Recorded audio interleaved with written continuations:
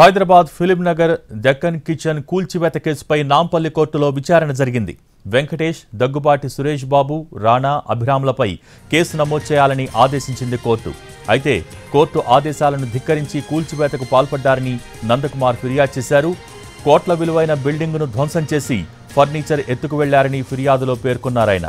దీంతో IPC 448, 452, 506, 120B కింద case నమోదు చేయాలని చెప్పింది నాంపల్లి క్రిమినల్ కోర్టు.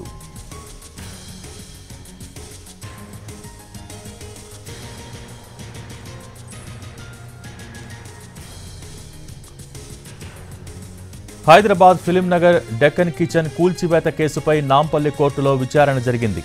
వెంకటేష్, దగ్గుబాటి సురేష్ బాబు, రాణా, అభిరామ్లపై కేసు నమోదు చేయాలని ఆదేశించింది కోర్టు.